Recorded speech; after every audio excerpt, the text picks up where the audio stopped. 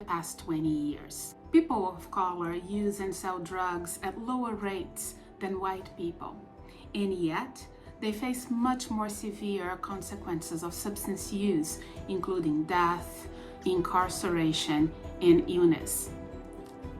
I'm a social worker and an expert on substance use disorders and health equity.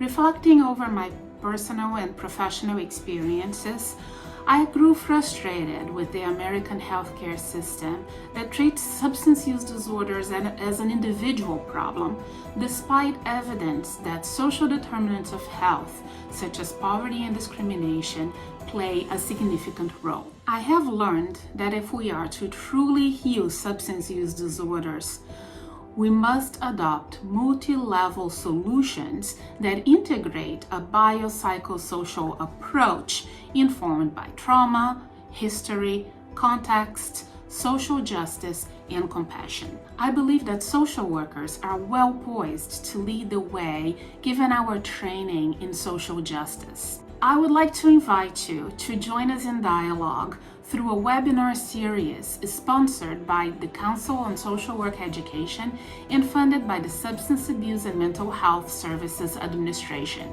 Our goal is to get together and reimagine the field of substance use disorder treatment through innovative social work education, practice, and research. Will you join us?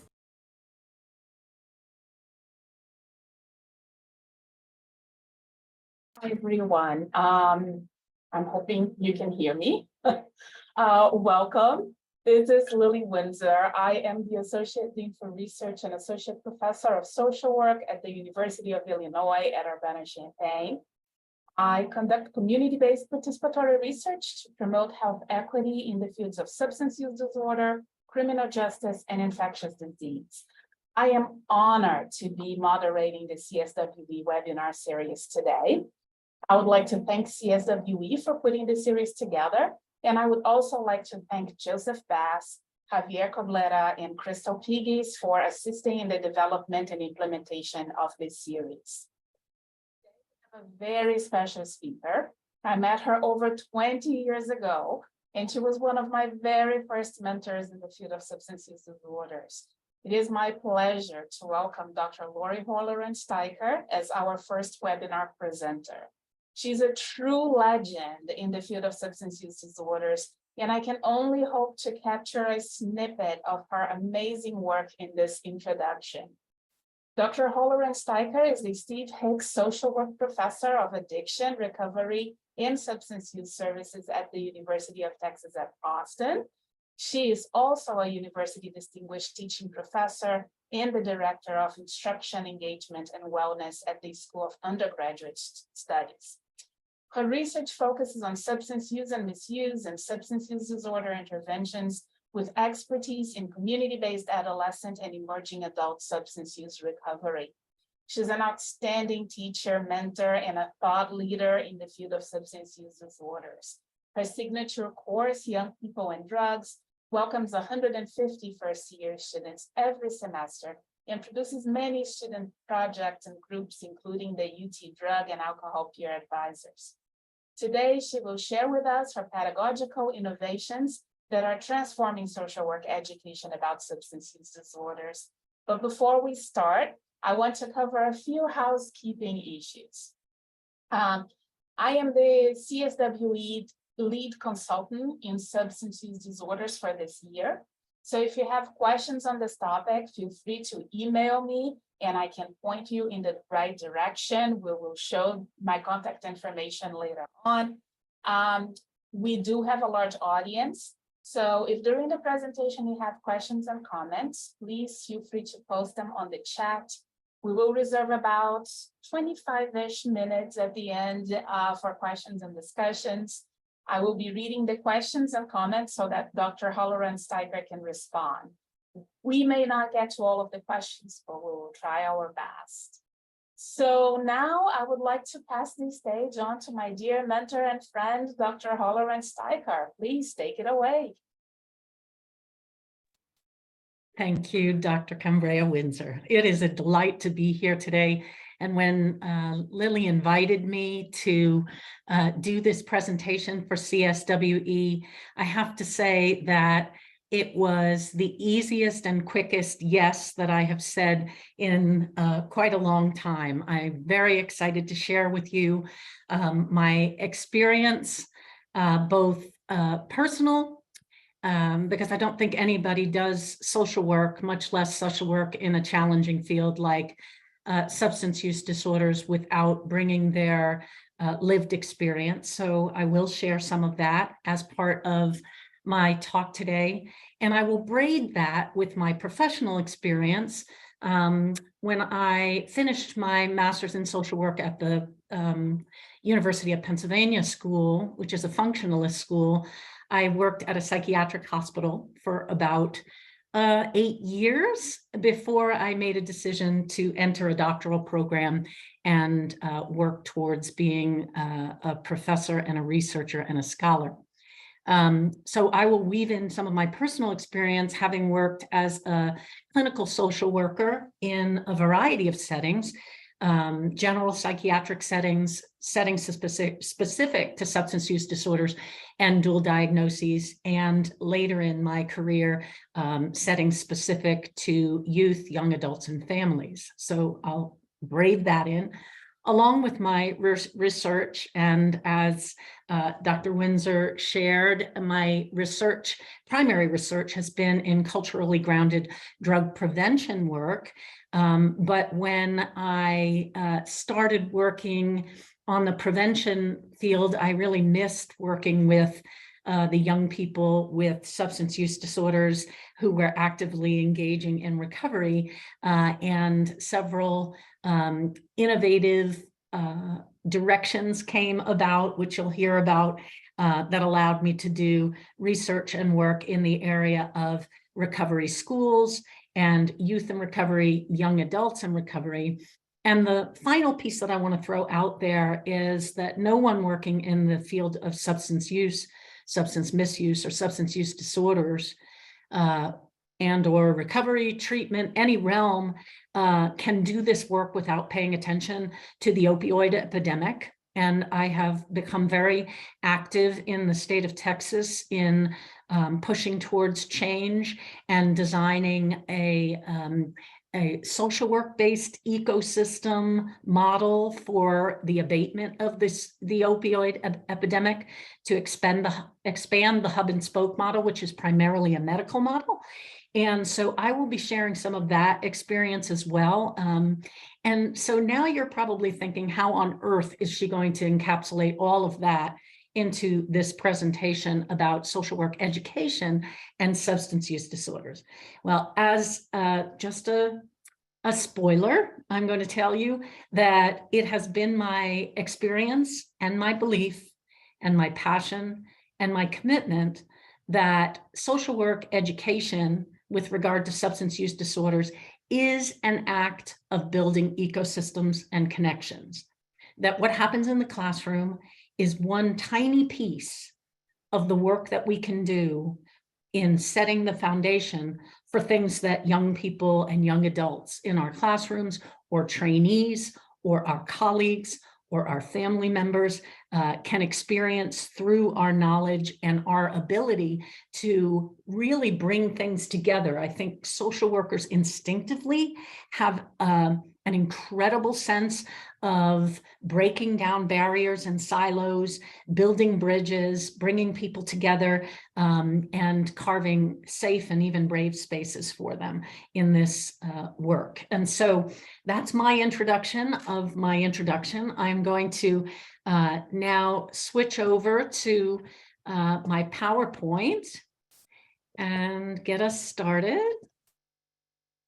Great, so there it is. And if I'm in the way of the words, I will, I'll stop my video. But right now, I kind of know that when I'm watching a webinar, I like to be able to engage with the speaker. So I'm going to leave myself up there.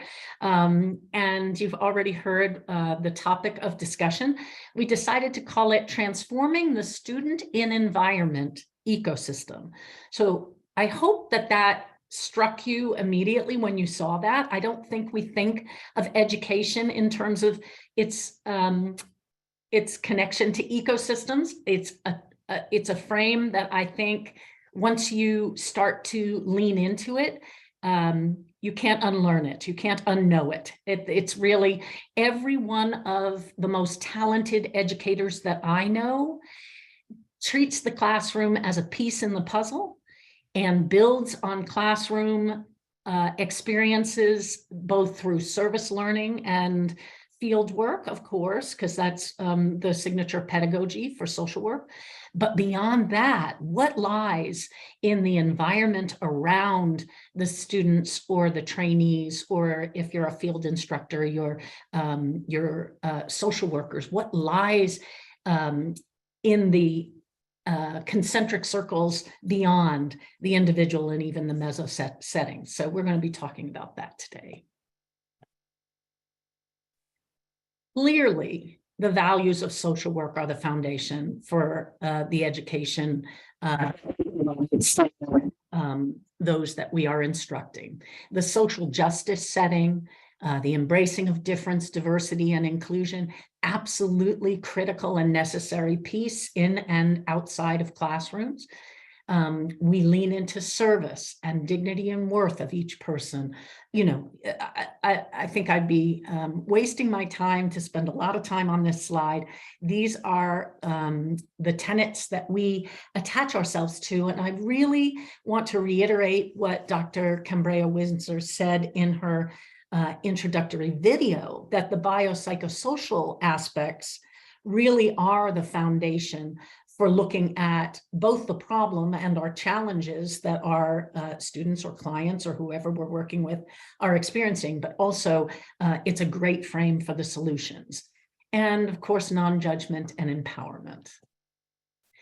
I think that this concept of substance use education as a reciprocal process, I don't know how many of you consider yourselves Freirean pedagogists. And let me say just a word about Paulo Freire, that education is transformative. It is a mechanism of liberation. It is the theoretical frame that eradicates the view of student as tabula rasa or blank slate, and instead considers the student an integral part of the learning process, both for their peers in the classroom and their own learning, but also for the professor, and I'm sure that integrates some feminist pedagogy as well, that the relationships that are built in the classroom, the power balance efforts that we make as instructors really do help to create that space where we're honoring the experience and the knowledge and the reactions and the thoughts, the critical thinking of our students. And so if I had to admit a bias, that is my bias. I have colleagues that teach very well with a piece of chalk and a chalkboard with their backs to students, but not social work. I think that there are some subjects that can be taught that way.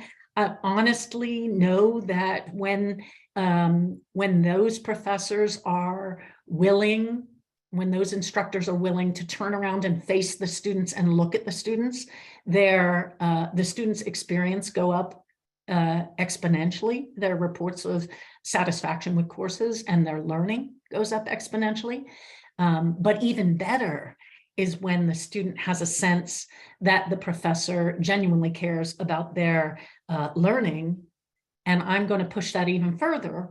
The best possible scenario is when the professor cares about that student's holistic well-being, which I almost use the term parallel process. I think it has various definitions, so I'm not going to call it parallel process. I decided to call it a reciprocal process because I think the give and take in the classroom and outside of the classroom during the learning process carries the course or the instructional setting or the field experience into new places that perhaps the instructor never even designed it to attend.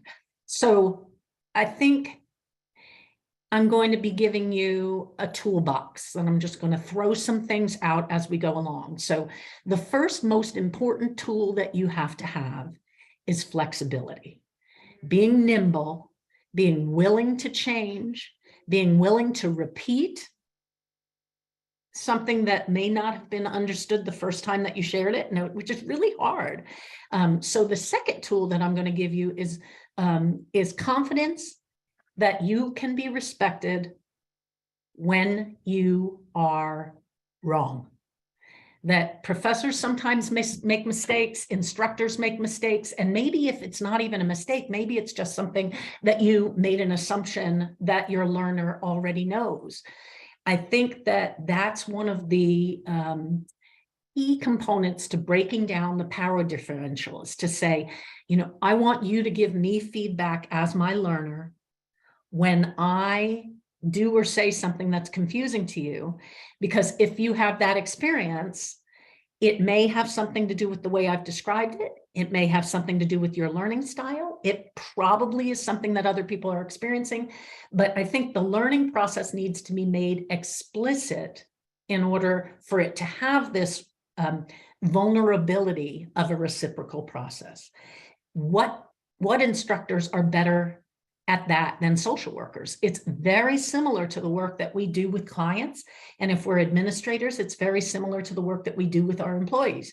That if we're not listening and we're not being responsive, then we're probably not being received in the way that we would hope that we would be received. So there's a lot of these sort of interactive relationships happening during the learning process. Students want to help others.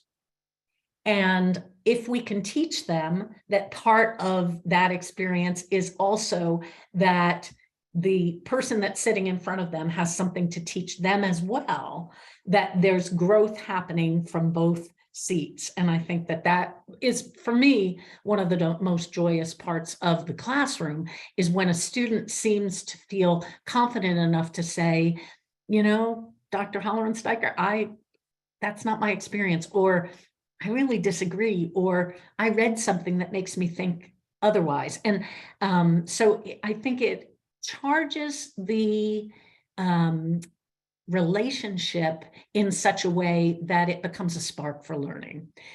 Students may themselves need help. I'm going to tell you straight out that partially exacerbated by the pandemic, I do believe that we are experiencing student mental health challenges and substance use disorders in our students at rates that is much more noticeable. I'm not necessarily going to say higher. Some of the studies actually show that it's pretty comparable, and for different age groups, maybe even less.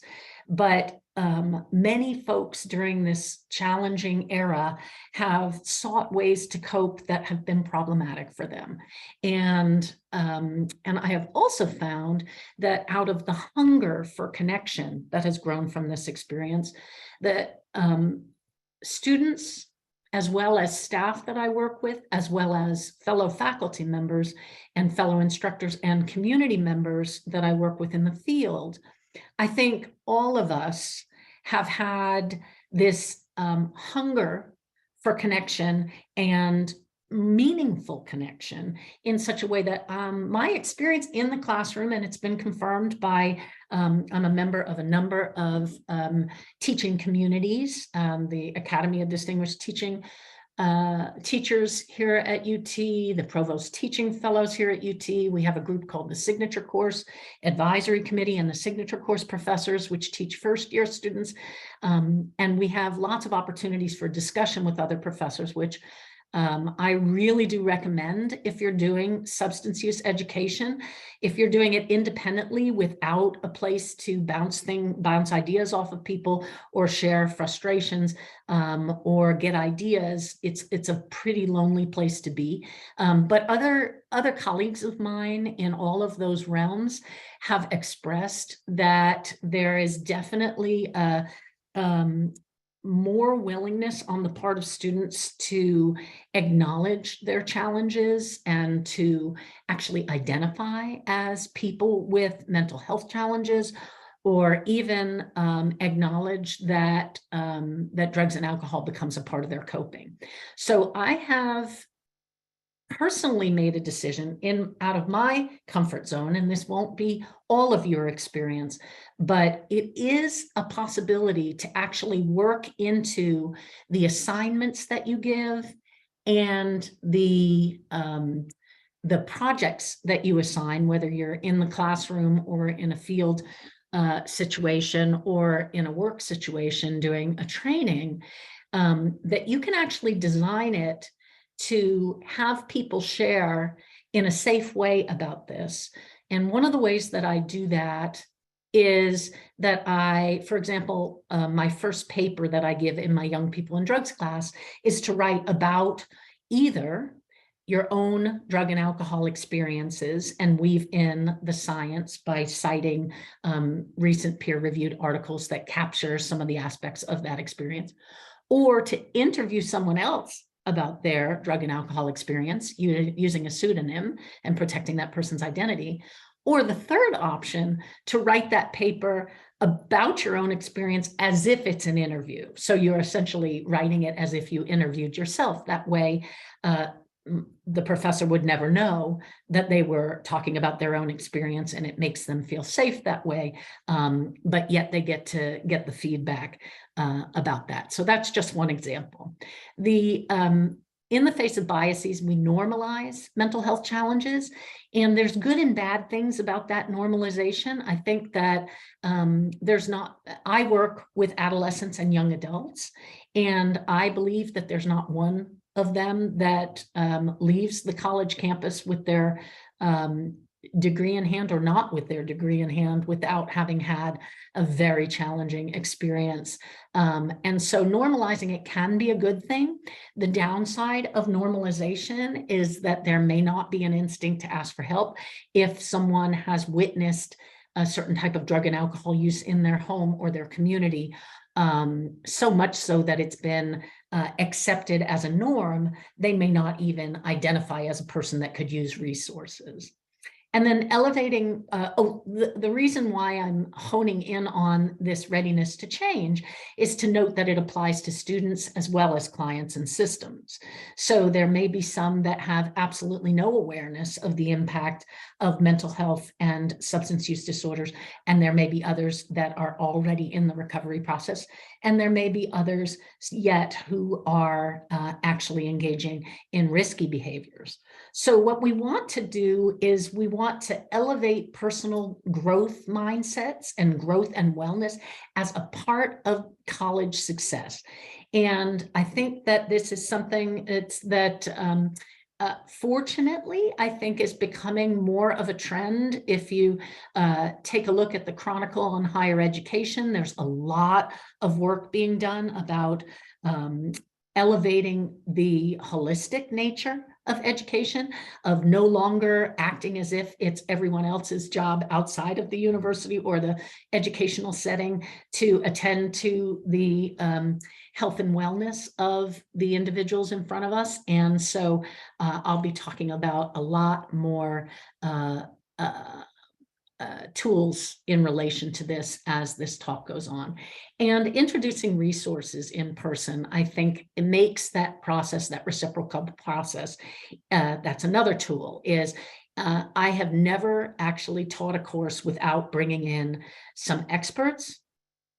And by experts, I mean people who study specific areas of substance use that are not my forte, people who do trauma work, people who do work around mass incarceration and the carceral state, that I know enough just to be dangerous in those areas. And so I know better. I invite in my experts to speak about that. But I always want, when you hear the word expert, I also want you to be elevating and valuing and celebrating those with lived experience as experts. And this reciprocal process, I'm going to say one more thing, that I really believe that everyone is an expert in their own life experience, and that by drawing that into the learning environment, it enriches everyone in the class or the setting. Let's go on. So anyone that has pursued social work education, here's micro, meso, macro, and they know exactly what we're talking about. So I don't want to act as if this is new information, but it is kind of a new realm to be discussing these ecosystems when we're talking about ecosystems and education. So let's dive in. I want to remind you that this biopsychosocial framework, the approach of looking at the physical and physiological and biological aspects of an individual, which includes genetic predisposition and neurochemistry and the effect of medications and immune responses and fight or flight responses, cravings and brain chemistry if we're talking about addiction, and the psychological having more to do with how one perceives themselves and others, and social, the interactions of a person. Starting over a decade ago, I'd say almost 2 decades ago, we realized in the field of substance use that that spiritual doesn't necessarily fit into any one of the biopsycho or social settings. It is a very complex realm of how somebody finds meaning in the world, what they believe in, what gives them a sense of purpose. I usually define spiritual as believing in something good other than self. That's a pretty genuine, actually, you can't add the word good. That's my bias. So it's believing in something other than just yourself. And that's, I think, a direction that we find that if people who have substance use problems or a substance use disorder engage in, that it can be very healing, but it means different things for different people. It can be science, it can be believing in the help of other people. But I wanted to add it because there's a significant body of research at this point related to spirituality and our work around substance use disorders.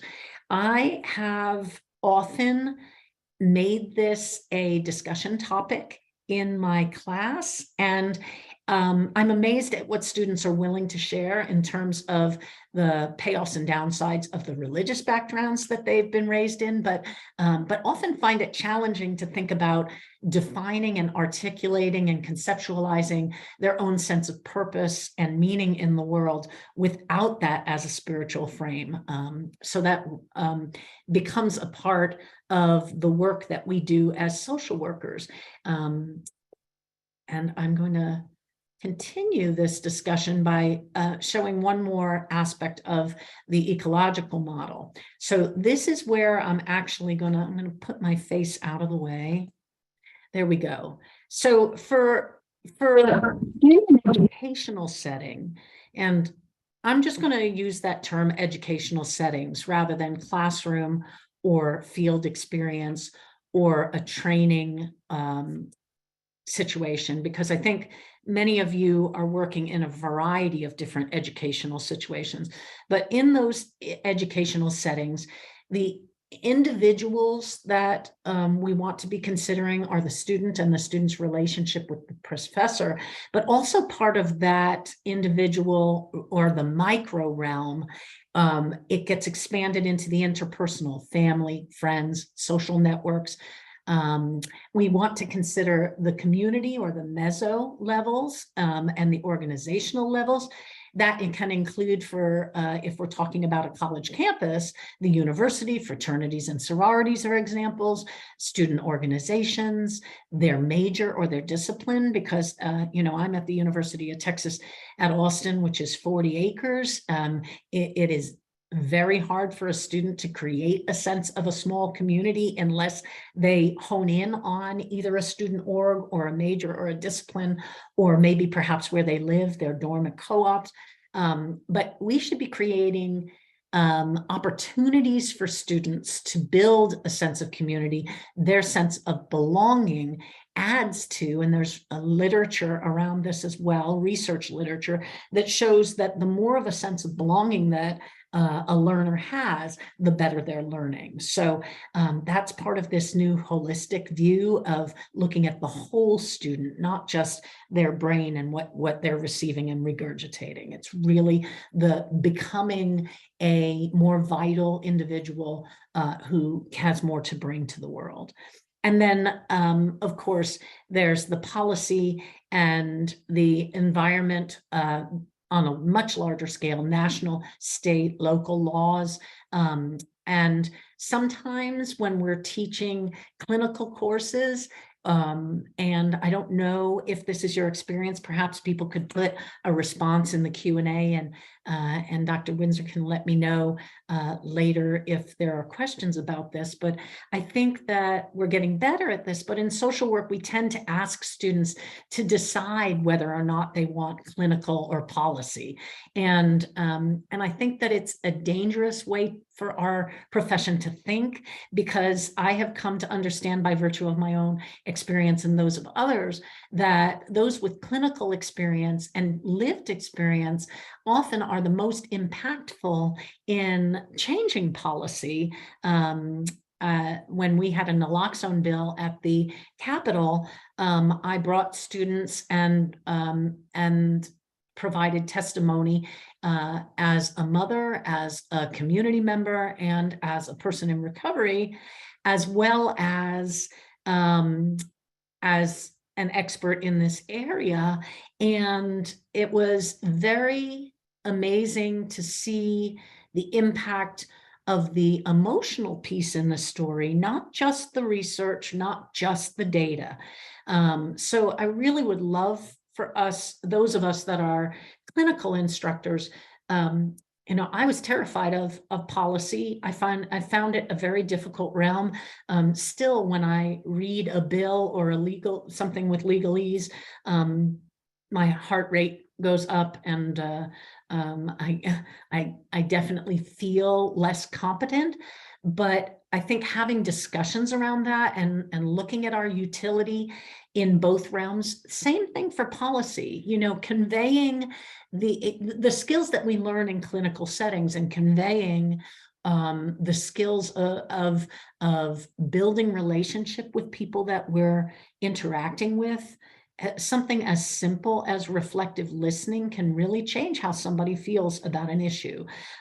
So I'm hoping that that some of these things make sense to you. But I do know that the schism between those two things is artificial at best and problematic at worst for policy change and for clinical work. Because of course we can't do our clinical work well without changes in policy. Okay, so let's keep going. This is a point at which I want to start to show the applied versions of some of the theoretical frames.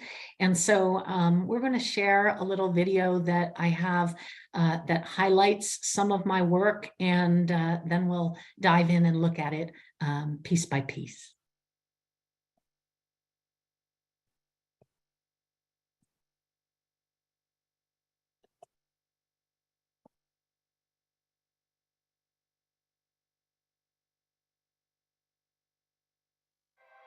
I'm Lori Holleran Steiker. I am the Steve Hicks Professor of Addictions, Recovery, and Substance Abuse Services at the School of Social Work. I grew up in a household with alcoholism. My mother got into recovery when I was 10 years old. It really was the springboard to a new level of depth and honesty in our family, to service. I got into recovery when I had just turned 22 years old, and I've maintained that realm of recovery as the space for my growth and my service since then. Substance use, substance misuse, and substance use disorders are deeply entrenched in the mental health work that we do. We really need to be looking at these issues interdisciplinarily across campus and creating interventions that create safe space for students to change the conversation, reduce the stigma, raise awareness, create settings where students can have fun, where it's not drug and alcohol centered. The Addictions Research Institute is part of the Steve Hicks School of Social Work, and it serves as the heartbeat of our addictions work. It also has components that lean into policy and community change. We need the word to be out that fentanyl is ubiquitous. It is, for young people, the #1 cause of accidental death in the country. Naloxone is the antidote to overdose. We were able to pull together an interdisciplinary task force with pharmacy and social work and the community to disseminate naloxone across campus, make sure naloxone was on every floor of every dorm, to train the RAs in the dorms, and we trained UTPD in naloxone use. Many of the young people that come to University High School have been deeply entrenched in a culture of drug and alcohol use. What's different about University High School from other recovery high schools across the nation is we have a formal relationship between the University of Texas and the University High School. It's an opportunity to be with other youth who are redefining themselves in a positive way around their recovery, instead of identifying as a sick person, a broken person, a bad person. The community that builds is very tight. It's a profound thing to witness.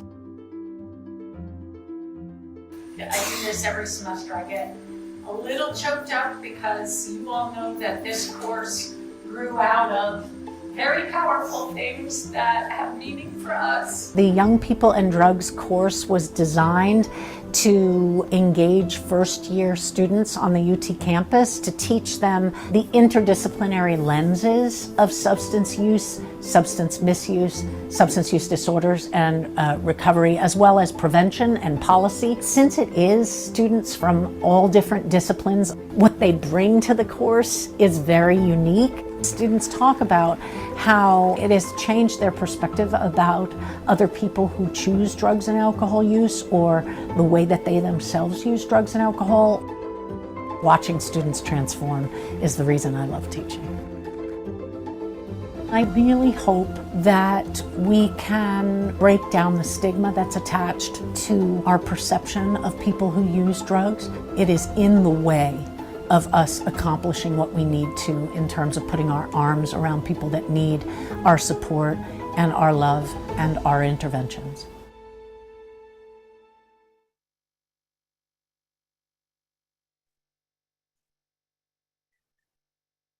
So now you know a little bit more about me, and I am guaranteed to get choked up when I speak about some of these subjects. I think it's part of what makes me a good instructor.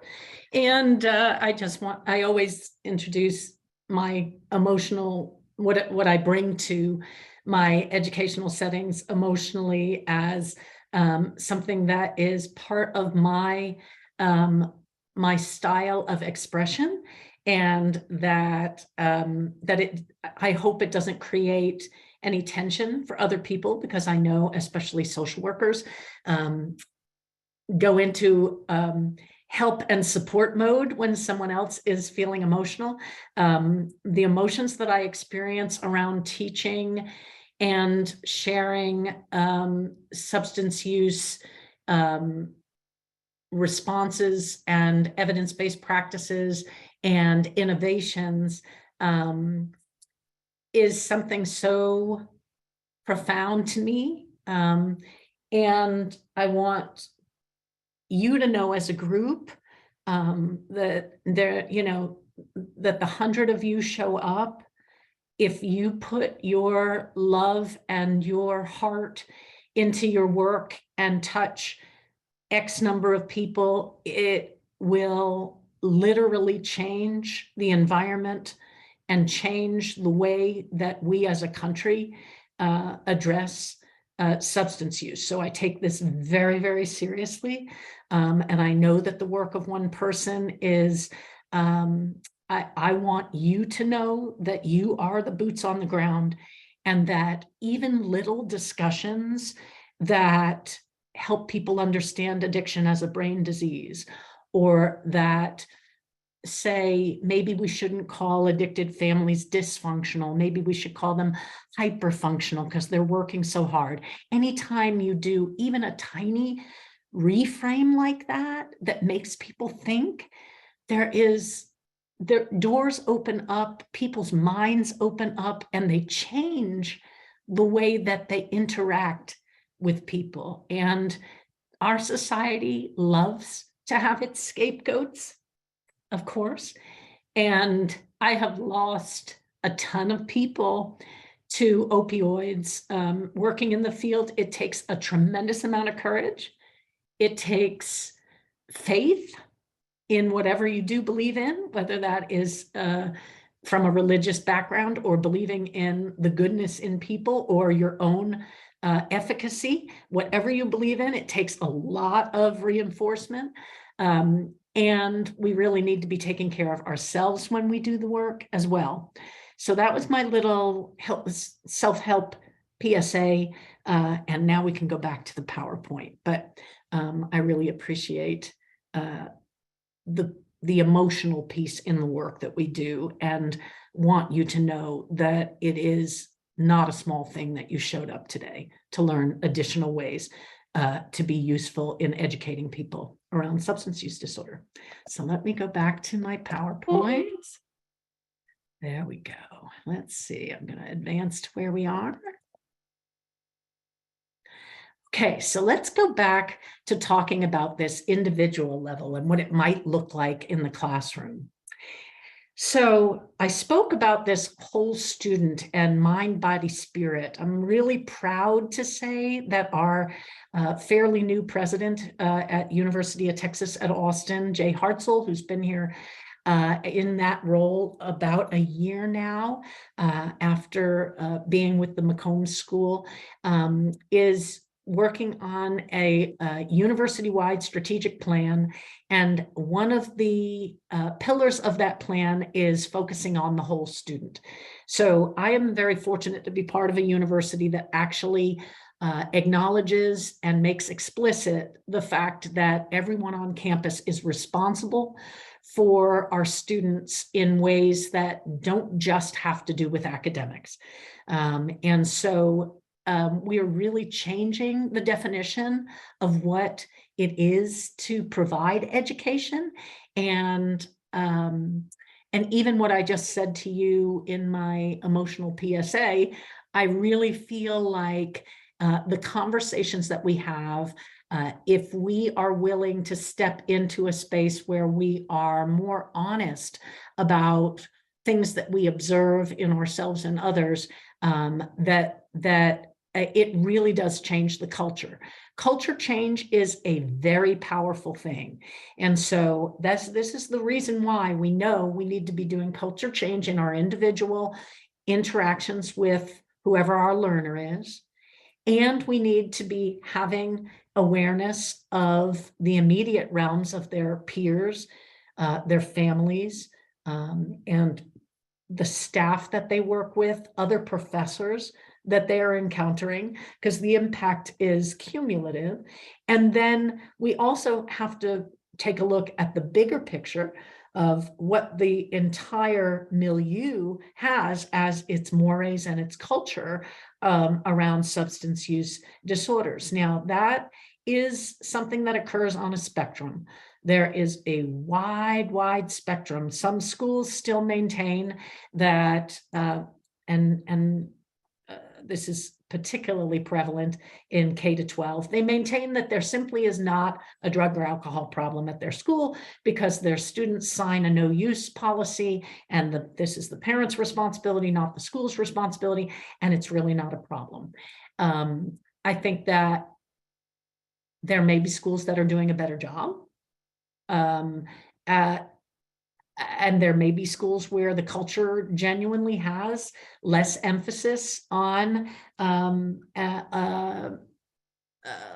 drugs and alcohol as recreational or a drug or a coping mechanism. But I think that the stage of readiness for change at other schools is much higher. And I'm going to tell you the story of when a little bit later of when our school came to realize that we needed to do opioid response on the campus. But that did not come on the individual level. It came more from the community than it actually came from any one of us being aware of the issues that were going on. So I also want to say at the individual level that you have to consider the impact of the substances on students' lives. Not just from their own personal use, but one of my favorite ways to keep my finger on the pulse of what's happening with my learners is I actually read the UT Austin subreddit, where students are posting things like, I can't believe this professor is actually giving us a quiz over spring break, and they verbalize all these things that that they have concerns about. But the number of students that actually post things like, my roommate smokes pot and I'm really uncomfortable with it and I don't know how to have that conversation with them, it's pretty astounding that they're reaching out for help from fellows in their community via social media, rather than contacting. We have a behavioral health call line or reaching out to the mental health center. So it really speaks to the fact that when students are impacted,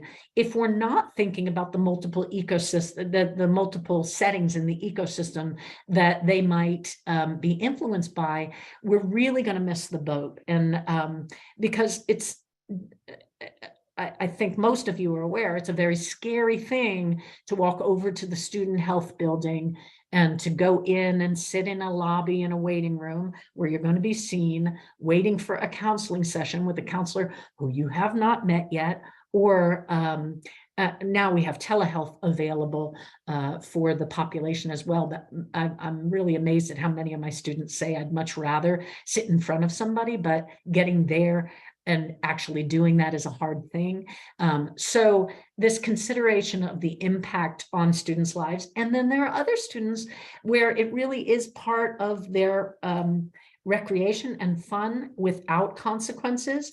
And so we're going to talk a little later in this discussion about safety concerns and harm reduction as opposed to just an abstinence-based model. I think a lot of universities have really caught on with centers for students in recovery, which is wonderful. And I absolutely love the availability for, and that holding environment, that safe space for meetings and fellowship and fun and learning in those settings. However, there are many students that would find it very, very difficult to step foot in those settings. Relationship building and protective factors of mentors is something that is part of this realm.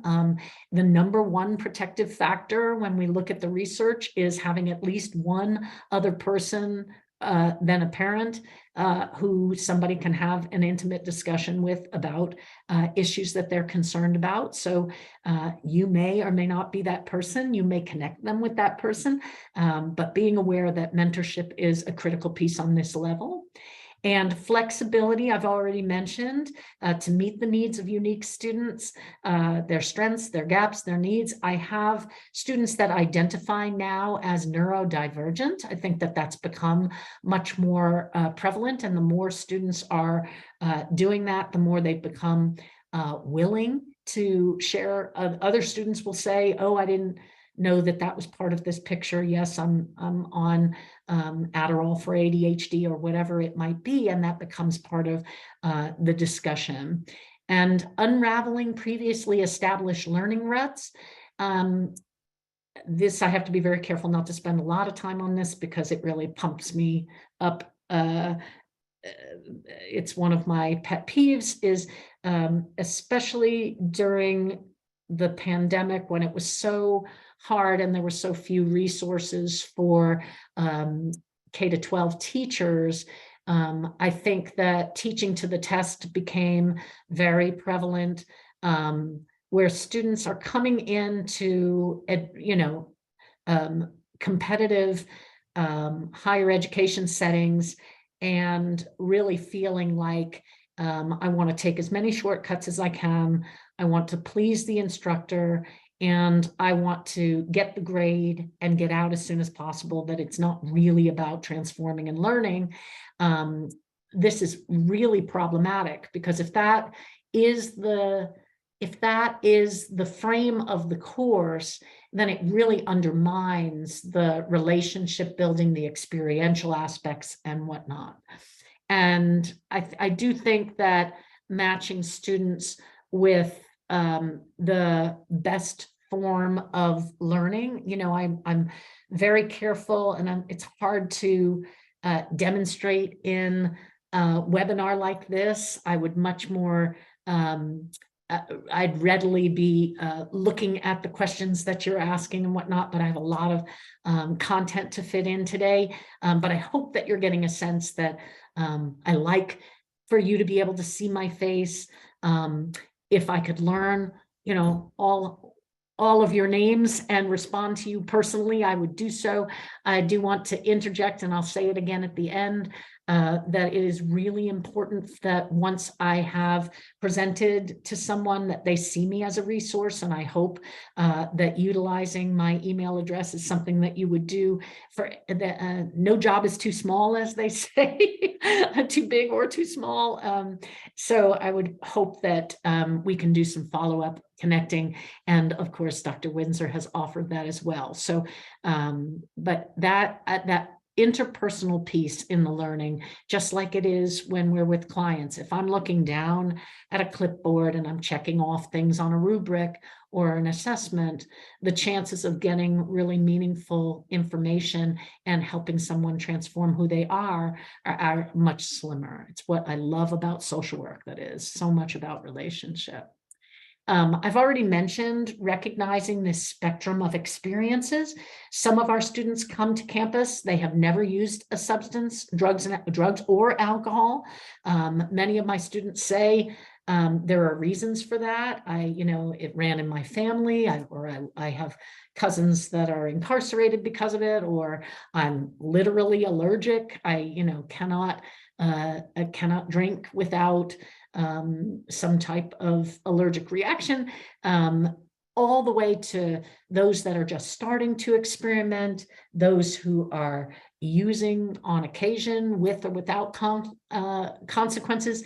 There is a such thing as problem use without having a diagnosable substance use disorder. And then there, of course, are the different actual, we used to say dependence. Now, of course, with DSM-5, I absolutely love that has changed our dichotomizing assessment of whether or not someone has a problem with drugs and alcohol. I used to say, like pregnancy, we used to decide you either is or you ain't. But I think that the beauty of that is with mild, moderate, and severe levels, we can do interventions that are appropriate to where people approach us. We can also say that, I say to my students when they're learning, for example, the craft assessment, which I feel is the easiest assessment to teach, to help students gain some evidence-based experience in learning whether or not somebody that they're friends with or families with or working with might want to pursue a more sophisticated assessment of their drug and alcohol use and responses. I think that it's such a beautiful thing to be able to say, if you have had consequences to drugs or alcohol, you may wind up, from an assessment like that, looking as if you have a mild substance use disorder. If you're able to recognize the early warning signs of that, more power to you. And again, reframing this in a way that normalizes and does not judge. And so, I think that it's kind of hard to articulate. When I myself talk about, I don't always raise that I'm a person in recovery. I have decided to for this webinar because I think it would feel incomplete and remiss if I did not. because it's so much a part of who I am. But there are times where I'm aware that if I lead with that in a course with folks that don't understand it as well, they're going to assume that there's biases that go along with that and maybe not even be able to hear me in the same way. That being said, I promote reaching out for help when someone needs it and put it in the same frames as we would for hypertension or high blood pressure or diabetes, that if somebody has consequences from too much sugar or from how they're eating or from exercise, or they're having some type of physical, it's one of the values of the biological and the brain science piece of to be able to say it is a strength to recognize that about oneself and shows resilience and courage to reach out for help. That I usually say some of the healthiest people I know are in therapy on a regular basis. And so breaking down the stigma by sort of owning my own personal beliefs and my own experience, I do find useful. I am not going to, the reason why I call it a toolbox that I'm offering you today is many of you may feel, geez, I'm a person in recovery. I would not want to share that. There are reasons why I would not want to share that. It's very, very personal, or it has been something that has made it harder for me to maintain my expert status. I know that I was not as verbal about my life experience as part of my repertoire when I was going up for tenure. There's a sensation that if somebody misunderstands that, there may be a tendency to be less confident in my abilities. So I really do believe that's a very personal decision. But within the field, I have found that if you have the willingness to share, even for experience. Lori? Yeah. I'm so sorry. Everything okay? I'm sorry, Lori. Yes, everything is okay. We are going to move into the wrap-up portion Okay. now. And so Dr. Windsor will be wrapping up now. So Oh, if you my have goodness. like a last-minute comment, go for it. And then Dr. Windsor will Sure. interject. Oh my Thank goodness, you. I did lose track, but I do want to say that the video that I showed gave an introduction to all of these components of my classes and the innovations that I was going to just show you pictures of. So I did get through the meat of the discussion. And I hope that you'll follow up if you're interested in any of these aspects of the work that I've done and how I've applied the concepts that I've shared with you. Thanks so much for your time today. Thank you so much, Lori, and hopefully we'll have some more time, especially during the Q&A. So maybe we can cover some of the things that we ran out of time. Thank you so much.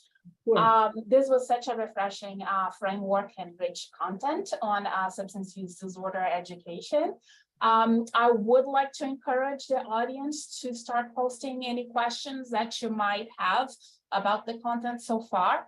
For me, the main takeaway is that substance use disorder education and social work is really about building ecosystems and connections so that knowledge can be built and shared by students, consumers, service providers, teachers, and the community at large. The classroom is just a small part of that. And the real learning happens through the overall experiences and building bridges and breaking the silos that are grounded in social work tenets and values. I also love the grounding of this substance use disorder education in critical consciousness theory, valuing personal experience as much as we value scientific knowledge. I cannot emphasize enough how important that is. I also want to mention the importance of bringing clinicians and people with lived experiences to policy work. And I would also add to research work, right? Because without that voice, it's just not as rich and as useful. Their voices are really critical in building knowledge and writing policy. And with that, I do encourage those of you in the audience who are clinicians and people with lived experience to join policy work and research if you're not already doing so. I would also like to encourage social work leaders and organizations to find ways to break the silos of education, practice, research, and policy, because these are all intertwined activities that inform and impact one another. So they are much more powerful when they are put together as opposed to being inside. So thank you so much again, Lori, for such a wonderful presentation. I will now turn to some remarks that we would like to hear from the president of CSWE, Dr. Kalavalu Vakalahi, and then we will turn to questions and answers. So, we can hear you.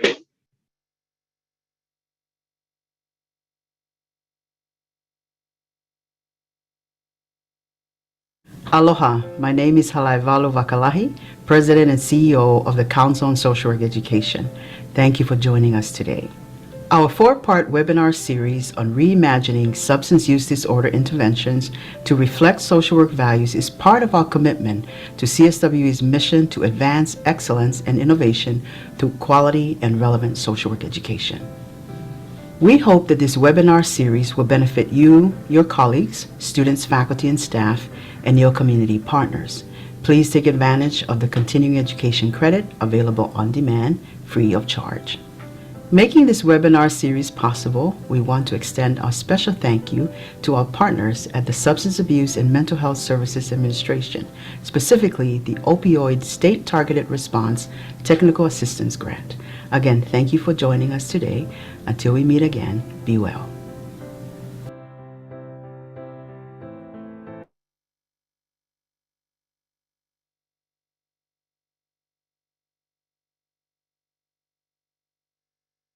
Okay, so now we get to open up a little bit for the questions and answers. One question is related to distributing the slides. Are those going to be available to the audience? Yes, they will. They are in the Learning Academy. Excellent. Under the content. Yes, so in the Learning Academy, under the content section, after this webinar is done, it will become available to all participants. Fabulous. Including recording and the PowerPoint materials. There's also a question here from Gary Bailey that NASW used to have a specialty area for substance use professionals that would allow social workers to qualify for their prospective state substance use professional licensure. What are your thoughts about having either dual licensure or just licensure in one or the other? That's a great question. I do think it's different state by state in terms of the utility of dual licensure. I know that, for example, when I came from New Jersey, I had certification as a school social worker, but that didn't have application when I moved to Arizona or to Texas. So I think it has, I think the best way to answer that question is to really discern what's going to be most effective as a springboard for the work that you need to do in your particular locale.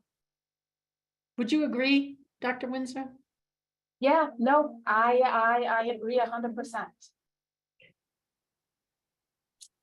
Okay, so I do have a question.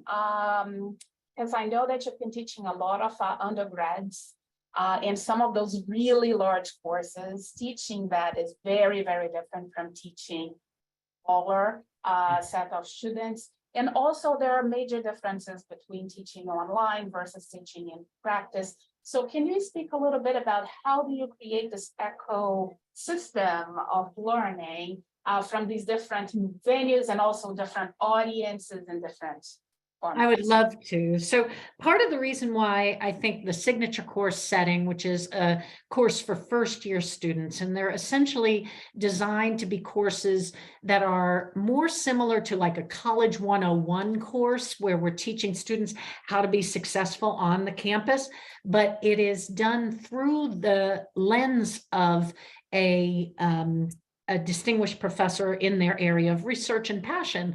So what we get to do is we get to model for students how to write better, how to present better, how to think critically, how to look through interdisciplinary lenses. And the courses that I teach are purposefully populated by students from all disciplines. And when I design the syllabus, I include speakers from all of the different settings. I utilize that biopsychosocial spiritual in order to have different perspectives that are shared around the same issues. So if we're looking at young people and drugs, we start off with some of my colleagues that do brain research, and we see Juan Dominguez's rat lab, where he studies rats' sexual behavior under the influence of cocaine, and the students actually go. Now, when I teach this course, I actually get to teach it as a small seminar and a large group, and they actually enhanced it from 150 to 200 students. My Lord, it's a lot of students. I couldn't pass up the opportunity to be able to imprint with that many students and change attitudes and behaviors. But I also, it would absolutely be inconceivable to do a topic like substance use without small discussion sections.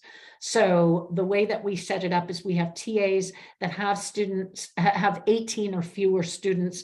They get 3 or 4 different sections that they manage. And I usually hire the students that are MSW students with interest in substance use, so they get some teaching experience, which I think is, again, that reciprocal piece, when there's nothing that enhances learning more than teaching. So, so I think that's probably how I would answer that.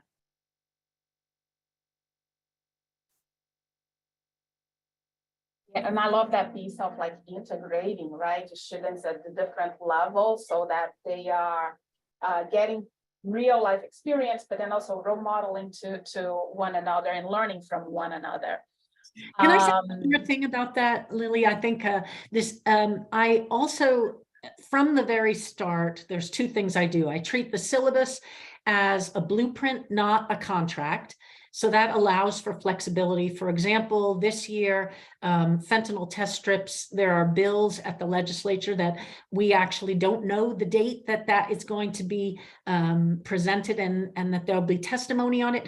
We are going to juggle our schedule in the class to get the students over to witness that. We get to walk to the Capitol, have them witness that and participate in that when that happens. And so that's where the flexibility comes in. The integrative projects that we do, they pick a topic of interest, and rather than just presenting on it, we ask for a deliverable, something that they will actually meet with experts, figure out something that's needed, and design something that's needed for the community, either on campus or off campus. So that minor tweak of integrative project being not a PowerPoint, but instead a deliverable, really changes the nature of the work that they do and the impact that it has on them and their ability to see how they could change the world. That is very exciting. And these are 15-week courses. Yeah. They have enough time to think about something. Absolutely. And you know, I don't think it is unreasonable to have days in class where they're working on those projects, because the work on the projects teaches them about how to work with others, how to talk about the subjects, how to expand themselves, how to know what their own forte is and what their deficits are in group work. And so all of that interpersonal growth happens during those discussions and those projects. So it's sort of, I don't think flipped classroom is what I would call it, but inside out and upside down in every which way that learning happens. Right. And can you talk a little bit more? So I think that's a great example on how you are integrating policy. Can you talk a little bit more about how you are integrating practice with the teaching? Absolutely. So there are a variety of things that we've done. And again, because I like to promote interdisciplinary work, one of the things that we do is we have students go over to our nursing department, which does simulations. They have an opioid simulation, and they also have an alcohol detox simulation, where there's actually a a fake body, but it has a speaker in it and a room next door that students will be watching as an interdisciplinary team, talking to the client and doing their individual roles, and working the client through that process, with doctors showing up and pharmacists showing up and nurses showing up and social workers showing up. And so that's one of my favorite practice witnessing experiential things that we get to do.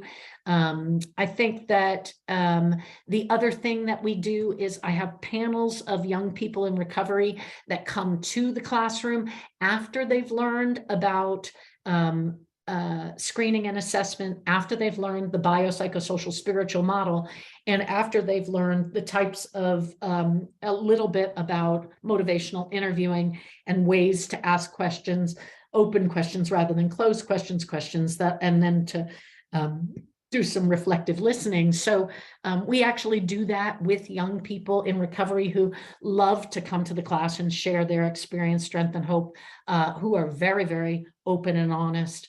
And we also, in the discussion groups and when I have the small seminar, we actually go to treatment centers, get tours of the treatment center, and get to witness what it's like for the young people that are actually in treatment. So though I do find, you know, when students report on the classroom, they love the lecture piece, but they are head over heels with the experiential. So those are some of the practice experiences in the class. Yeah, that's a great, I think, illustration of how the classroom is just a very small piece, right? That you're really out there having these experiences and then reflecting those experiences and in learning back. Well, even the celebration that we do at the end of class, we have something called the shift makers come to the class. And I have a very funny story, and you'll see a picture of this.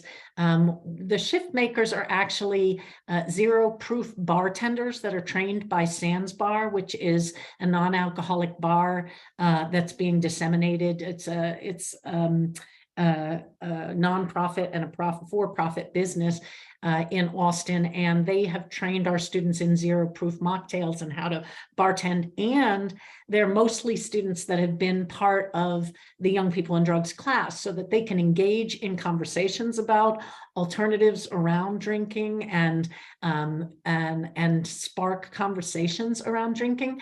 This has become so popular that the president's office often hires the shift makers to come to their events. The Greeks often have at fraternity and sorority parties a regular bar and a zero proof bar, and that really does change the culture. But the students that have the experience of being the shift makers, it's a profound experience. But we had our 200 student end of year party outside of a dorm with the mocktails, and someone in the dorm actually called the police and said there's a bunch of underage drinkers drinking alcohol and having a good time right outside the dorm.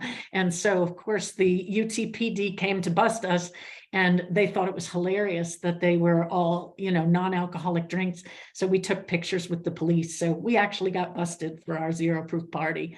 But things like that really do raise awareness, lower stigma, and spark conversations like nothing else. And so we give, as part of the integrative project, I offer up, I consider it like a freshman research initiative where all of the areas in the recovery high school, which I mentioned, and I was one of the founders of, we have students that become tutors at the high school, because to be a tutor is also to be kind of a recovery coach, because students at the high school have difficulties around learning. So all of the projects that I work on and off campus become arenas where students can engage in projects. And so I think that's the other way that we really enhance this ecosystem, is to make them part of things that already exist.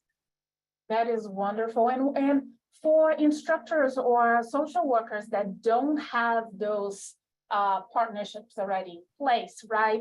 What are the suggestions you have for someone that wants to start making this thing happen and creating it in their space? I love that idea. I love that. So I'm going to say that in 2017, our VP of research decided to start something called a pop-up institute. Okay. And I really think that research departments can make this happen fairly easily. But what the call was for is for professors to get together interdisciplinarily to create a group to work together for a year and have a culmination with a conflagration of activity around that particular issue and its solutions at the end of the year. And what it did was it forced us to say who on and off our campus, because our pop-up institute, which you'll be able to access when you have the slides, it's another thing that I've honed in on, we were able to involve folks from communications who were doing social media campaigns, from psychology and their responses that they were utilizing, from even our law school was doing some work around harm reduction. We had folks from sociology and social work and psychology and nursing, and pretty much every department had somebody that was interested in youth and drugs. And so I would say what we decided to do was to apply for a very large grant, the MacArthur 100 and Change grant, which was $100 million to solve a problem. Now, it wasn't just a social problem. We didn't really expect to get the grant, but when there's $100 million potentially on the table, everyone that we invited showed up and then some. And it was really a powerful discussion about the different work that we were doing and how we could join together around solving this problem. We actually, I'm proud to say that there were 2,000 viable applications and we were in the top 200, so top 10%. So it was a very exciting thing. But when we did not get that grant, it was a perfect entree for us to continue the work through this pop-up institute. And what we did was we basically just said everybody from each department should kick in whatever money it costs for us to do whatever we needed to do, which was mostly just eat when we met together, to keep people engaged and coming and to carve out that time. And it culminated in a SAMHSA town hall around youth and substance use, a summit that broke into 3 areas, one around opioids, one around use on college campuses, and one around breaking down silos in the community between youth service agencies. All 3 of those initiatives got funding after the institute ended. So the Austin Recovery Network in our community got funding from the St. David's Foundation. The opioid work got funded by the Texas Targeted Opioid Response grants at the tune of, at that time, and now it's much more, but it was $10 million. And then we started this SHIFT initiative on campus, which was a harm reduction attempt to say, well, we already have services in student affairs when somebody's having a problem, but we need to be intervening in the classrooms and with professors. So what we did was we got funding from the Hildebrand Foundation. They gave us $3.4 million, and we joined together academics with the student affairs groups and designed workshops for faculty teaching signature courses.